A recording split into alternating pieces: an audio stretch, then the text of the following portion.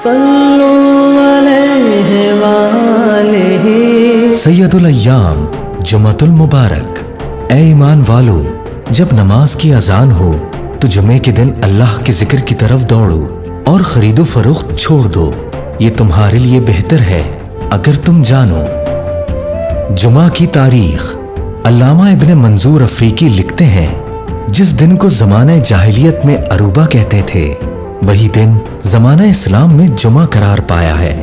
इस दिन को जुमा इसलिए कहते हैं कि इस दिन इबादत के लिए बहुत ज्यादा लोग जमा होते हैं। जिस शख्स ने सबसे पहले इस दिन को जुमा का नाम दिया वो नबी करीम सल्लल्लाहु अलैहि वसल्लम के जद अमजद जनाब काब बिन लुई थे। इससे पहले इस दिन को यौम अरूबा कहा जाता था। यौम अरूबा का नाम जुमा रखने के बारे में हजरत अब्दुल्ला बिन अब्बास रजी अल्लाह ताला अन्हु फरमाते हैं, जुमा को जुमा इसलिए कहते हैं कि इस दिन अल्लाह तबारक व तआला ने खलकत आदम को जमा किया। अल्लामा सालब बयान करते हैं, जुमा को जुमा इसलिए कहा जाता है कि इस दिन कुरैश दारुल नदवा में जमा होते थे। अल्लामा अब्दुल रहमान रहमतुल्लाह अलैह बयान करते हैं, अरूबा का नाम जुमा इस्लाम में मकबूल हुआ। इस्लाम में सबसे पहले जुमा की अदायगी सन 12 नबवी में मदीना मुनव्वरा में जुमा की जमात की इमामत हजरत सैयदना उसैद बिन ज़रारा रज़ी अल्लाह ताला अन्हु ने फरमाई। जैसा कि सुनन अबी दाऊद की रिवायत में आता है कि हजरत काब बिन मालिक रज़ी अल्लाह ताला अन्हु बयान करते हैं कि वो जब भी जुमा के दिन अजान सुनते तो हजरत उसैद बिन ज़रारा रज़ी अल्लाह ताला अन्हु के लिए दुआ करते हैं। इसका सबब क्या है? हजरत काब रज़ी अल्लाह ताला अन्हु ने फरमाया, सबसे पहले उन्होंने ही हमको हज़मुल नबीत में नकी के अंदर बनु बेआज़ा की पथरीली जमीन में जुमा पढ़ाया था। मैंने पूछा, आप इस रोज कितने अफराद थे? उन्होंने बताया 40। रसूल अकरम सल्लल्लाहु अलैहि वसल्लम के पहले जुमे की अदायगी 12 रबीउल अव्वल यकुम हिजरी बमुताबिक 27 सितंबर 622 ईस्वी को जुमा का दिन था। नबी करीम सल्लल्लाहु अलैहि वसल्लम कुबा से सवार होकर कबीला बनी सालिम इब्ने औफ की वादी में पहुंचे थे। जुमा का वक्त हो गया। यहाँ आपने 100 अफराद के साथ जुमा अदा फरमाया। नबी करीम सल्लल्लाहु अलैहि वसल्लम की मायत में ये पहला जुमा था। जुमा की फजीलत। हजरत अबू हुरैरा रज़ी अल्लाह ताला अन्हु बयान करते हैं कि नबी करीम सल्लल्लाहु अलैहि वसल्लम ने इरशाद फरमाया, जिस बेहतरीन दिन में सूरज तुलू होता है वो जुमा का दिन है। जिस दिन आदम अलैहिस्सलाम जन्नत में दाखिल किए गए और जिस दिन वो जन्नत से उतारे गए।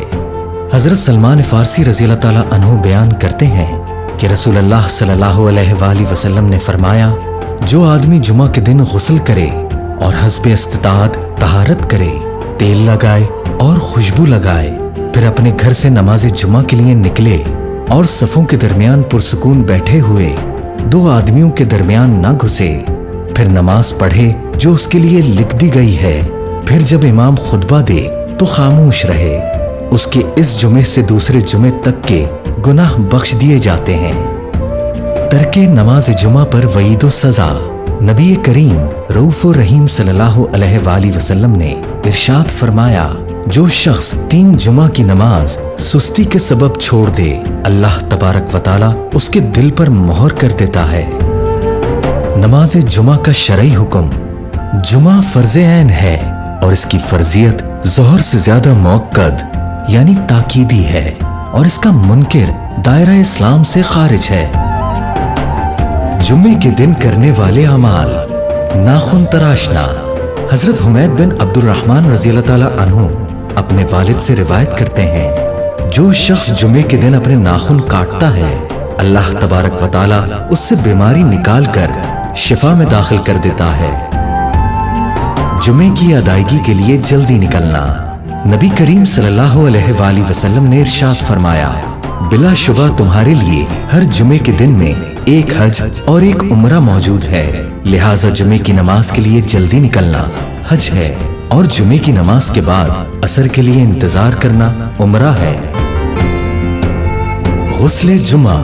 हजरत सैयदना अबू बकर सिद्दीक को सैयदना इमरान बिन हसीन रज़ी अल्लाह ताला अन्हुमा रिवायत करते हैं कि रसूल अल्लाह सल्लल्लाहु अलैहि वसल्लम ने इरशाद फरमाया, जो जुमा के दिन नहाए اس کے گناہ اور خطائیں مٹا دی جاتی ہیں، اور جب چلنا شروع کرے تو ہر قدم پر 20 نیکیاں لکھی جاتی ہیں۔